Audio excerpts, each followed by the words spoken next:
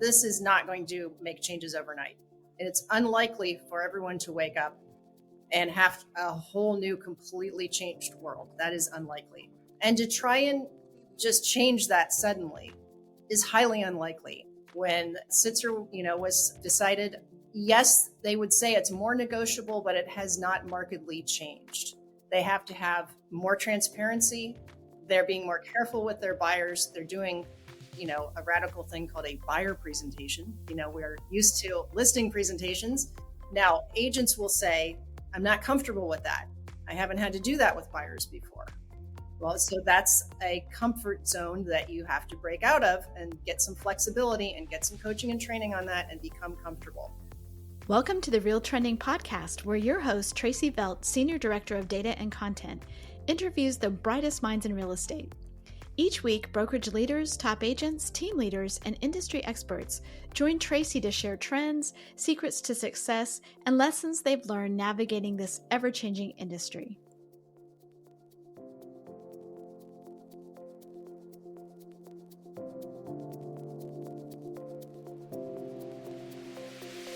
Hi, this is Tracy Velt, Senior Director of Data and Content for HousingWire. And today I'd like to welcome to the Real Trending Podcast, Julie Harris. She is the co-founder of the Tim and Julie Harris Coaching, along with her husband, Tim. It's award-winning coaches in the real estate industry, and they also have a podcast called the Real Estate Coaching Radio that is a must listen. So welcome, Julie.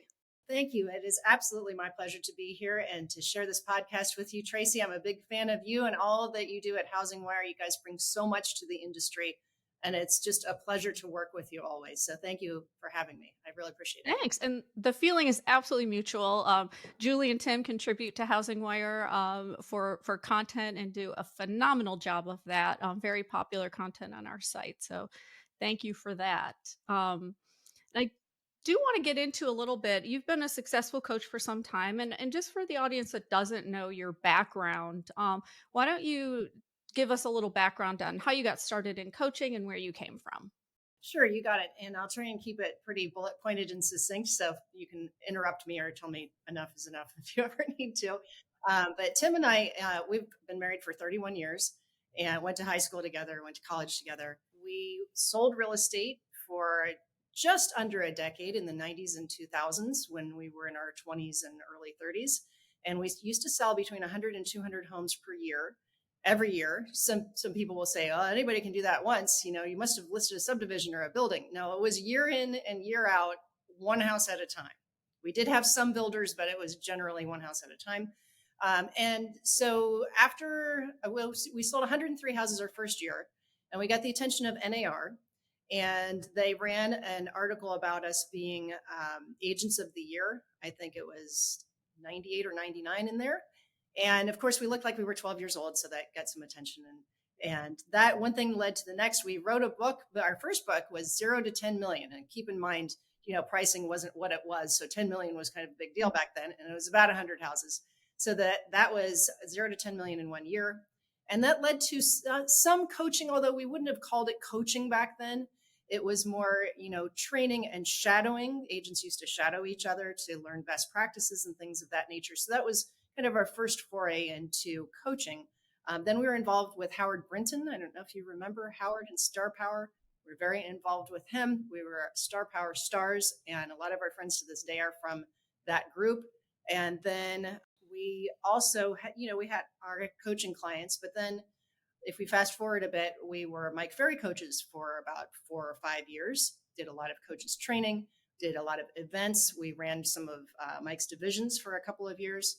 And then the housing crash happened and everything changed, as some of you know. I think you probably have some recollection of what wild times that was. And we left Mike, we revamped our own coaching business because we saw such a great need. Nobody, if you recall those times, even the banks didn't know how to handle short sales REOs, and this was unprecedented. So we had the largest short sale program, the largest REO program, coaching. And we also have our premier coaching clients. Our elite coaching clients are our one-on-one clients. And we have Harris certified coaches now that handle a lot of that business. They do a semi-private call every single day for our coaching clients. And then we have our own private clients. Those are the one-on-one, kind of the higher end coaching. All of our coaches are actively licensed. We require that they stay licensed and that they're selling. I am actively licensed always. I'm licensed in Texas. I'm going to get licensed in Florida this year as well, because I believe strongly that you have to stay very frosty if you're going to be a great coach, if you're going to walk in their shoes and feel what they feel. And that's not to say that there aren't, a possibility of retired, semi-retired coaches that are very good, but I really think that it adds something to say, hey, yeah, I saw that in the news today. I know what's going on with the commission lawsuit. I know what's going on with the FCC, buying of leads business. Instead of saying, well, tell me more about that. That's not the client's job. That's our job to be frosty. And so that's why we believe, and that's what our business is like today. And of course, we have the podcast. We have the Harris Rules book, which maybe I'll send some of those to you guys to share with some of your listeners. So that's as briefly as I can give to you. But our lives are pretty much about helping our real estate listeners, our podcast listeners, our coaching clients. We have rental property. Again, I'm still licensed, but as far as like sales and things like that, we refer those to coaching clients. And our rentals, writing books, writing for Housing Wire, and that sort of thing. So you have your finger on the pulse of the industry, and I wanted to talk to you a little bit about what current themes you're really hearing from real estate agents right now. What are their challenges? What are their concerns? Well, that's a great question. And it is, I would lead with the quintessential concern, which you guys do a great job handling, especially on Mondays and Thursdays on your podcasts. And it's all about inventory.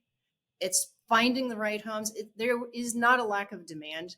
There's a lack of supply. And though that is getting better, and I'm very excited to see even incremental inventory increases, I'm fond of saying you have to be an inventory detective or an inventory sleuth, and you can't just rely on your MLS. We all grew up on MLS searches, and that's great, and it's a great tool, but it can no longer be the only tool. So knowing where the inventory is, and I wrote down 3 things because I really think this is the number one most important thing, and that is being better at your actual inventory, at your actual MLS searches. One of our most popular podcasts over the past month or two has been, it was either 5 or 6 ways to mine your inventory and in the MLS to be more creative with your searches. So for example, if somebody says, I want to have 2 acres. Well, why do you want to have 2 acres? Because I want to have privacy. Okay, so if I can find you a half-acre lot with trees on it and you don't back to neighbors, does that satisfy your privacy? Because now I have a whole bunch of more inventory I can show. Maybe I can even find a new construction subdivision that has privacy, but we're not going to do 2 or 3 acres because maybe that's hard to find in my market. So being more creative by knowing your client at a deeper level and not just relying on the client to send you links to property they want to see because they happen to see it on the portals, right?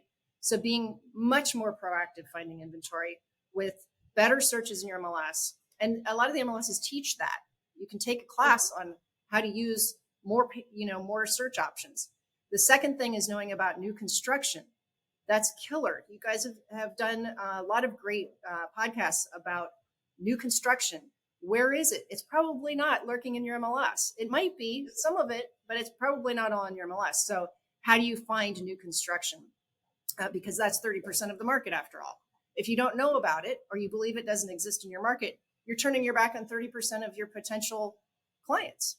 And then mining your own personal database. Who do you know who already owns? Maybe you sold it to them 5 years ago, but they have that house that your buyer that can't find anything in the MLS or online. Maybe you've got somebody and you can be a matchmaker. A lot of my most successful high-end coaching clients have gotten really good at this. That was one of your questions is trends, right? Is becoming a matchmaker so that I've got maybe a list. Maybe I've got like a legal pad that says, this person, this family wants this, and I can't find it. So maybe 2 weeks from now, when I'm talking to my database, doing my regular communication, I'm having coffee with one of them. They're like, I would sell to the right person, if I could get my price. And I've always wanted to build, or I've always wanted to move, or maybe they're getting relocated And now I've got a match, which is great for agents because they're all sick to death of competing on every last thing. So if you can be the matchmaker, you're controlling the timing, you're controlling the negotiation, you've got both sides of the transaction, or you facilitate in a different way if you're not somebody that wants to do dual agency, but you're not subject to competing against 5 offers. You can make it happen. And what I'm seeing as a trend is agents that know how to do that are the ones that have a lot of deals in contract right now. Yeah, in fact, where I live, there are barely any listings in my community, Mhm. and I get probably a call a month, mostly Yes, from people who know me, like, that are exactly. agents calling, asking, "Hey, you interested in moving at all?" Mhm. And we're not, but yeah, I think it's Thanks a for asking. great, Yeah, it's really a great touch point. Um, you sure. know, yeah, definitely. Well, and a lot of our work coaching wise is scripting them to, maybe your answer is no, I'm not. That's, Hmm. we get prospected a lot too, both in, we have a place in North Carolina and then here in Puerto Hmm. Rico. And my answer is no, I'm keeping this forever, I think, right? Yeah, But what does the agent say when they get a no? Well, I can appreciate that. You have a really great house. But while I've got you on the phone, who do yeah, you know who could use my help buying or selling? yeah. First time buyer kids, or maybe your neighbor Hmm. that got relocated, or maybe there's a for sale by owner on your street. Or, maybe you want to tell me about, a lot that's turning into new construction. Keep the conversation going so that you can have your wish list for client to client. So I do think that that's very valuable. And I know that, technically and legally, we're not doing pocket listings, Right. but that's not to say that you don't have pocket leads where if you hear about this, you can bring them together. You can, do it the correct way, of course. But I think that that's a major trend. And smart agents right now have figured out they have to make more contact in a bigger variety of places, talking to probate attorneys, divorce attorneys, maybe actually talking to for sale by owners. They have to make more contact in more places more frequently to do the same business or anywhere close to the business that they were doing in 2021, 2022, first half of 2023. I see a trend that agents are realizing that those years were actually unusual. And that's a common client that I have coming to me is, it's been long enough now. I no longer believe that rates are going to go back down and that everybody's going to have fear of missing out. And I realized that, especially agents that were dependent on their friends and family deals, where whatever percent, 80 or 90% of them refinanced into a super low interest rate, or they purchased at a low rate, where a lot of that FOMO in the market has dried up. So if you want to do the same business or more, you're going to actually have to make more effort. Yeah, and like none of that is really outside the box. You know what I mean? This is all Mhm. things that you know have been discussed and discussed and discussed. So what do you think is that roadblock for agents? Because these are all things that they kind of know they should be doing, I but they know. don't always They do do. know. So what is that? What are you finding is that roadblock, and how are you helping agents kind of overcome that? Mhm. That's a great question, too. I think some of this is starting to wear off. I think that they wanted it to just go back to how it was. Yeah. And I think there was a lot of shell shock at 8%. Hmm. And for a while, there was a belief, and we see it in the numbers, where the number of sales kind of dropped off a cliff when things Hmm. went to those rates. The belief became for a while, nobody's going to transact for a while. Yeah. And we have lower sales numbers to reflect that. But now we have exhaustion on that thought. Hmm. The market has to come back. Just demographically, we know this. We Hmm. know, even if you look at, I think that it was the tracker that I saw this, of the pending deals, there were still a 3-to-1 ratio of 3 offers for every pending. Hmm. So that literally means there's 3 times the demand than there is the supply. Yeah. So we need to become inventory detectives and find the supply. And I always remind agents that are like, oh my gosh, I can't find anything to sell. Well, you can find things to sell, or we wouldn't have had millions of sales last year. Right. Somebody's figuring out how to transact. Yeah. So I think that's a roadblock, is the addiction to the MLS doing Hmm. everything for you. Yeah. Um, and it is harder. This is a harder market. It Hmm. is. And so you have to come to terms with it. I mean, I always say on the podcast, your best mantra is, if it's meant to be, it's up to me.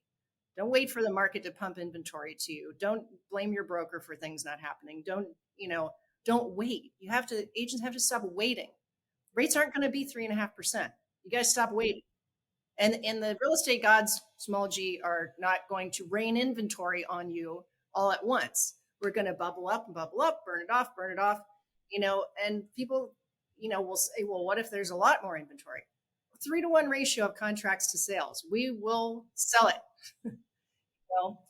So I think it's that. I think the winter, which most of the country, we have to remember, is suffering right now, will slow the roll. But I think that the desire for the market to come roaring back is certainly there. And I see it more and more from realtors, and certainly from the buyers that are pulling the trigger. A trend that I see right now is best agents are reminding people that you can't, we know rates are going to be coming down. Okay.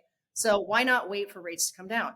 Well, because when rates come down and people get more excited, we're going to be back in bidding wars potentially. And you can't refinance the purchase price. Okay. So if you know that prices are going up, and everything that you all report on and everyone is watching shows that rates will go up, by how much depends on where you live and what your situation is. But if we know that prices are going up, why would you wait? If you know you want to do something, you need to get cracking right now, unless you want to get back into competitive, closing the appraisal gap and all of that kind of stuff that everybody got a little exhausted on. Yeah, So. absolutely.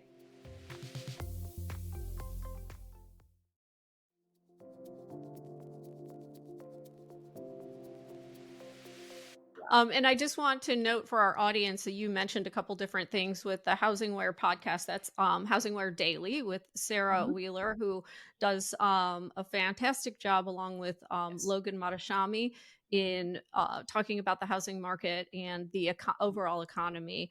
And then the Housing Market Tracker is a weekly tracker that we have on the Housing Wire site, that Great. tracks all of the different economic indicators Mhm. and housing market indicators. So Well, and you that's could, so important, because as I think Logan is fond of saying, reading is a good thing, right? And so yeah. what we say on the podcast is, we're going to fact you for a while, so that when Yeah. you see these crazy headlines, oh, there's so many price reductions. Well, Hmm. here's a fact. Yeah. Normally, there's Yes. 30% of the market has to reduce to sell. That's not unusual. The sky is not falling. That it's Hmm. okay, right? All these people that like to fire it up. We like you. That's important to read the tracker, to have your facts. Maybe you're going to a dinner party tonight, and your friend says, "You know what? I'm just going to wait for prices to crash." We hear that here quite frequently. Prices have to come down. Okay, well, you've been saying that for 3 years now. How's that working out? So you got to have those facts. And I like, everything that you mentioned. We always advise our agents and podcast listeners to watch your MLS hot sheets daily, so you can see what's hot and what's not, who has the price reductions, who doesn't, where's the new inventory, what's expiring. Um, know your new construction, watch your daily, or your local real estate, read those articles, read what your board sends you. That way you can combat, it is an objection, basically, that I don't want to do anything until prices crash, till rates come down, till this and that and the other. And there will be people that just don't transact, and that's okay. But you got to find the people who do need your help. Yeah. And we also have a weekly, Altos Research does a real Oh, time yes. weekly housing market tracker by zip Right. code that is incredibly valuable to see real time data and know Yes, what's I love happening that. in your market. So, yeah. Yes, Um, Altos is great because you can personalize mhm. it to your market. That's a great point. Yep, absolutely. All right, so there's a ton of negativity in the market with just, sales and, oh, the market's going to crash or whatever. We talked about that, but we also have the uncertainty of the real estate commission lawsuits. The Sitzer one has been adjudicated, it's being appealed, but we have a ton of copycat Yes, lawsuits as seems like well every all day. over the country. And it's got agents and brokers on edge. And so, how are you coaching through that fear? What are your recommendations for agents and brokers in kind of Sure. moving forward? Yes, it is the hot topic, isn't it? Mhm. So I think the first thing to remember is that this is not going to make changes overnight. It's unlikely for everyone to wake up and have a whole new, completely changed world. That is unlikely. We have to remember that we literally have hundreds of years and millions of transactions and millions of real estate professionals who have done things in a way that made sense for a really long time. And to try and just change that suddenly is highly unlikely. And the Northwest MLS in the Seattle area has proven that because they were a front runner of that idea. I have coaching clients in that market. When Sitzer, was decided, that was some of the first calls where I wanted to make sure I had my facts straight. That they, yes, they would say it's more negotiable, but it has not markedly changed. They have to have more transparency. They're being more careful with their buyers. They're doing, a radical thing called a buyer presentation. We're used to listing presentations, and we have coached and we have taught and we have personally used, and all of our coaches have used a buyer presentation since day one. And those are very confident agents because they literally are not going to have to change that much. Now, agents will say, I'm not comfortable with that. I haven't had to do that with buyers before. Well, so that's a comfort zone that you have to break out of and get some flexibility and get some coaching and training on that and become comfortable. Find out what your broker is recommending. Find out what's now being required locally because not everybody has the same. I know that we're already seeing some new forms come out for seller concessions. Should that be a thing, to ask the seller if they're not including a commission to use this form to ask for it? So we're seeing some legal changes already, but there's always coaching on that. I think living in fear of it is the wrong move. I would be very surprised to see things markedly change. But I do think that agents are going to have to be more professional on the buyer side. But I've also, and we've said this as coaches and on the podcast for a very long time, that buyers have deserved that anyway. Why is it that we don't have buyer contracts like we do listing contracts? And agents are quick to say, oh, that buyer ghosted me, or that, buyers are liars, or all these agent sayings. Well, did you present to them in a professional way? And do you have them in a buyer agreement? The definition of closing, as in closing for a signature on that agreement, is the logical ending to a great presentation. So agents who have tried to have that conversation and failed probably is because they didn't actually have a presentation where the buyer even understood really what they were asking. So transparency, providing overwhelming value and articulating that value. And then, being very clear about how things could work. There's, having the conversation, one of three things may happen, A, B, and C.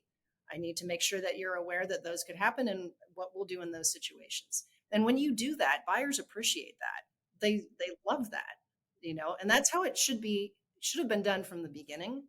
By and large, especially our elite coaching clients that are our one-on-one clients, and they've been through the drill on all of that, and our premier clients as well, they're not really freaking out about it because we've talked to them about it in anticipation. This has been a thing since we remember when we were selling in the 90s, and oh my gosh, buyer representation came out, and what's going to happen? And it's kind of like, when the MLS went online, oh, that's the end of civilization for realtor kind because people can find their own listings, and you've heard this too, where one of the arguments I think was, what do we need buyer agents for when we can look everything up online? Well, if you as a buyer agent have not explained that you do far more than just look something up online, that you negotiate, that you know about home inspections, that you can help them with mortgage decisions, that you can, choose a great title company that's going to, get the job done, that you can do, A through Z, then maybe you should be nervous about asking for that signature. I mean, it's just a level of professionalism. I think if I were to summarize, we're going to have to up our game on the buyer side by 10 or 20%, become comfortable with it, and then it will normalize. Yeah, absolutely. You talked about some trends moving forward. Are there any other trends that you're seeing out there in the industry that you can speak to? I do think that the agents who are more proactive, more quickly, both on the issue we just discussed, but also Hmm. finding inventory, knowing about new construction, the agents that are, I literally, I tease them that they're out in the real estate wilds. Hmm. They are in the field, Hmm. literally doing their business. Okay. They're Hmm. not hiding behind the computer. They're not waiting for things to happen. The most proactive agents are being rewarded at a higher level than ever before. Think about agents who do open houses in a low inventory market. I had an agent in Northern Virginia last week. She had almost 100 people through her open house. Okay. Wow. She Yeah. had 3 offers. It's definitely in contract. She has 2 potential listings as a result of that. And she's not done following up on those leads because there's so many of them. Now she's being rewarded for being proactive. And she's somebody who didn't just throw the open house sign in the yard. She has an open house system, which, she's honed. Her husband helps her with it. They know how to get people to sign in. They know how to follow up. They follow up as close to the open house as possible. They use scripts. So it's not just like, let's try an open house. It's being proactive about doing the core business the right way. And so I absolutely see the trend that the most proactive, the most flexible agents who are out there are just being so rewarded. Like the ones I was talking about where they're being matchmakers, finding clients. What really surprised me is one of our most popular podcasts was about door knocking. Okay. And that was, I think it was a 4 or 5 part series because we talked about how to decide where to door knock, what to say, what to bring with you, what you should know about the neighborhoods, all of that. And I thought, well, what an old school thing, right? Everybody knows, everybody's heard about door knocking, but who really wants to do it?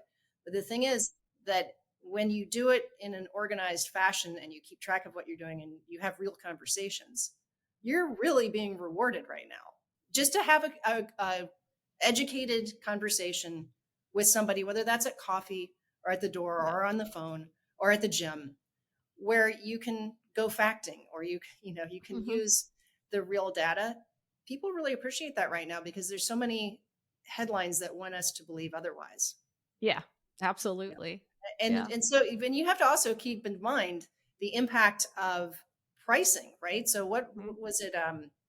Most I think if you purchased a home in the past 3 years, I think what is the average? You have a 48% appreciation inflation, home value has gone up 50% equity in 3 years. That's not normal.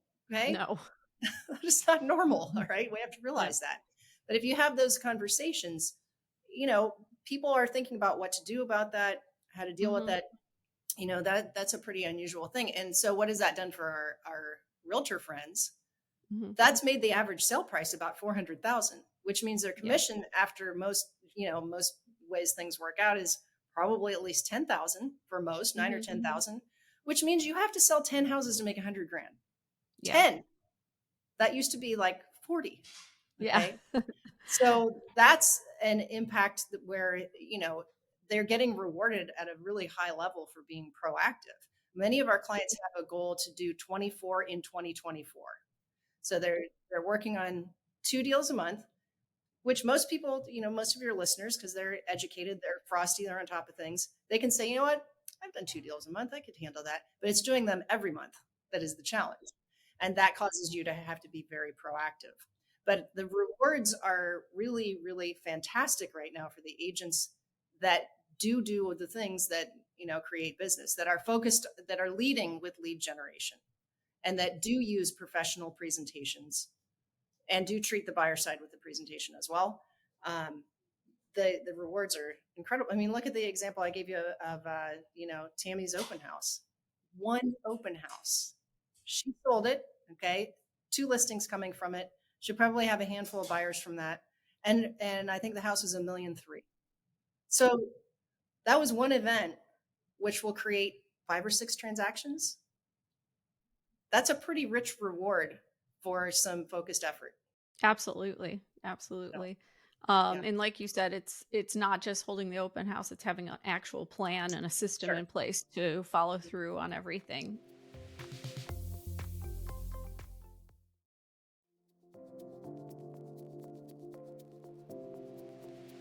I want to switch gears and talk a little more personal. So, Okay. what was kind of that aha moment for you where you chose to pivot or you made a decision that you really feel like impacted the rest of your career or could be your life in general?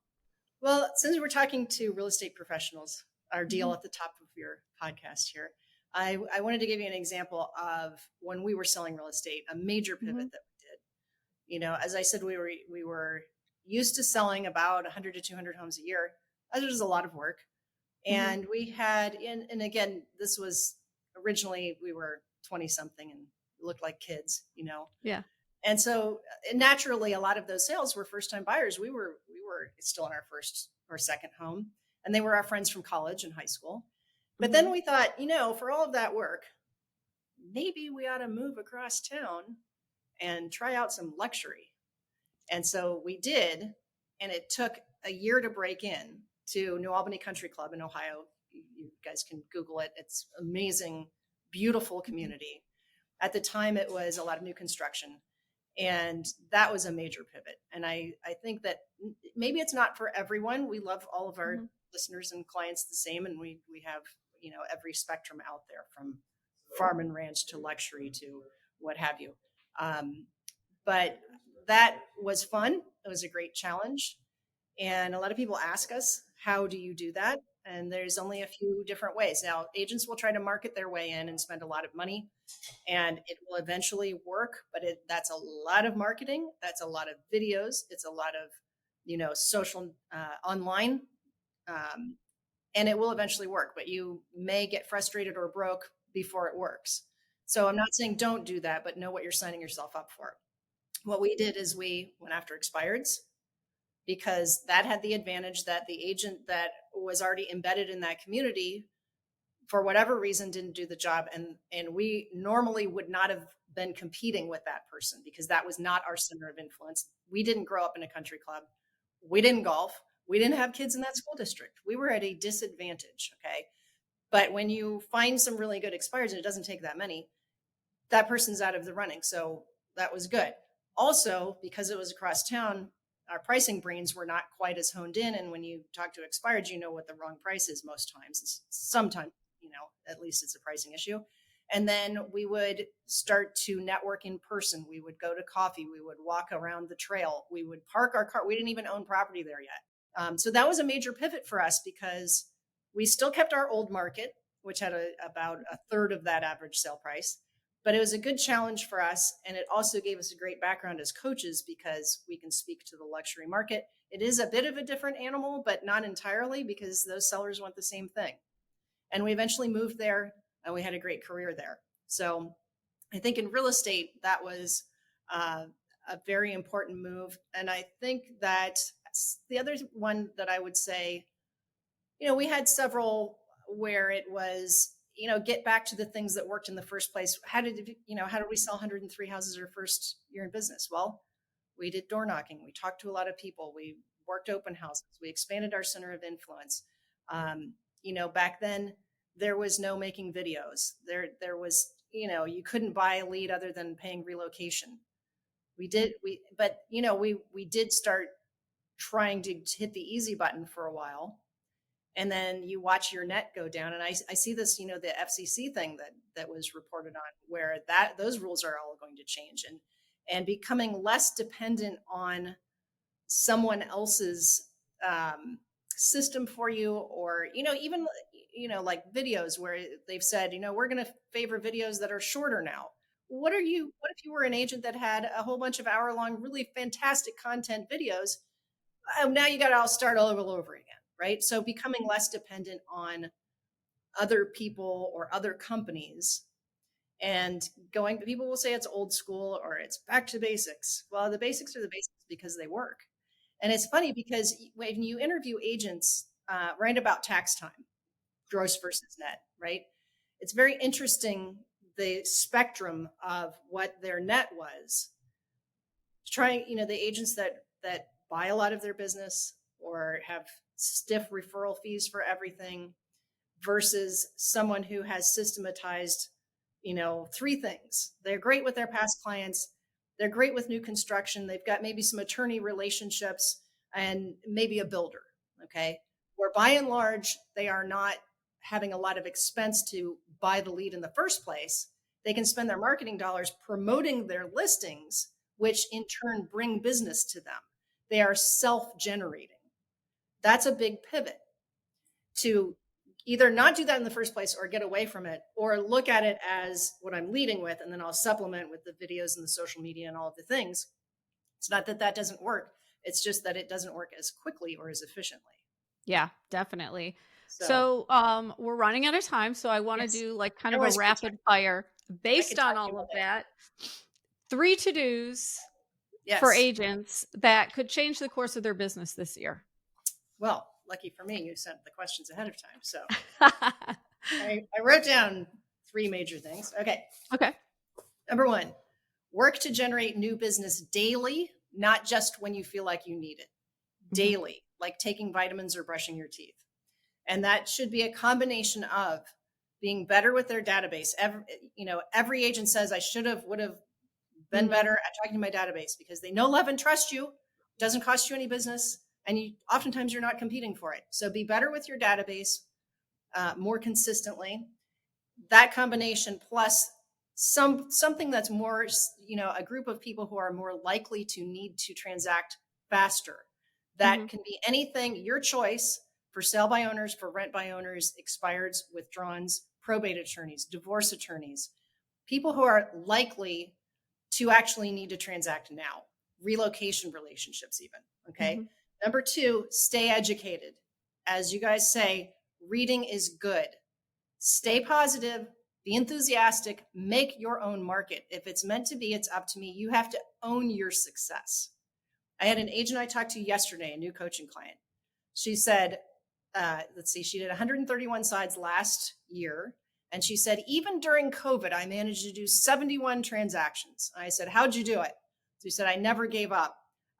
She said, I had to suffer 5 months of lockdown, but I never gave up. I never stopped talking to people. So stay educated. And you and I talked about a lot of different places between Housing Wire. Listen to our podcast, Tim and Julie Harris Real Estate Coaching. Just search your podcast. We do one every single day. You take one thing from each podcast and implement it, you're going to be more proactive. Stay educated. So have your resources, Altos Research, Housing Wire. I go to newhomesource.com for new construction across the country.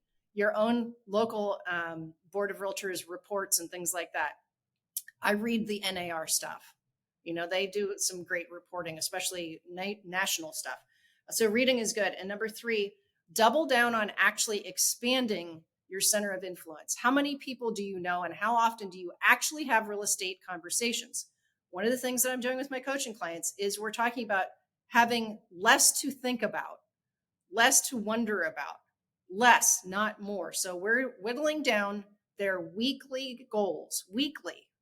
Everybody has yearly goals. You think about yearly goals. Well, we have 11 months to go. I'll get to it, right? Well, maybe I'll think about quarterly goals. I'll do a 90-day plan. That's great. But you have to be doing things every day. So we have a 3x5 card we work on that are their personal numbers. So many of them, especially 24 and 2024, it might look, I wrote down a sample, 10 past client contacts daily. You're going to have to dial more to make 10. You might have to dial 15 times. Use your mind, right? Okay, 1 open house. Maybe you don't do that 4 weeks, but 1 open house, because they're working so well right now. 5 for sale by owner, expired, probate, for rent by owner contacts. This is weekly. Okay. You can make it daily depending on, your skill level and your time. 3 visits to new construction or meeting with new build reps. When somebody builds $1 million house, what happens to their resale that they're selling before they close on new construction? That new build rep isn't listing it. Might they refer that to you? Okay. 2 coffee dates with past clients or people in your center of influence. And say 4 workouts. That's very common because, you're doing something for your physical goals, but you're also talking about real estate at the gym. Okay. Mine, if I put my personal, I have a 365-day Duolingo challenge for myself. I'm going to do Duolingo in Spanish because we live in Puerto Rico. I have a kid that's learning Spanish. 365 days. I am on day 15 today. Okay. So my yearly number is 365. My weekly number is 7. We're going to do 250 podcasts. We're going to do 250 workouts. I don't even count how many coaching clients and coaching calls with coaches, but you get the idea. Is just know those numbers, just work on just that. If you can do 10 client calls, 1 open house, 5 for sale by owners or expireds, visit new construction once a week, and have an open house, and you do that every week, where would your business be? Less things, not more things, fewer things to think about. But notice that these are all proactive things. So that was my very long answer to your very short question. No, I love it. This is great. Julie, thank you so much for joining the Real Trending podcast. Yes. You dropped a lot of knowledge on us here. So I think that people will need to listen to this a couple times to write it all down. So thanks so much. And yes. Yep. And I look forward to listening to your podcast as well, your coaching podcast. So Pleasure. Our audience can check that out as well. So thanks so much, Julie. It is my pleasure. I look forward to the next one, and I look forward to all of your podcasts. It is always my pleasure, and I love writing for you guys. So till next time, thank you. Thank you for listening to Real Trending. If you haven't already, we'd love it if you'd take a minute to rate the show or leave a comment. And we will see you next week with more news and insights.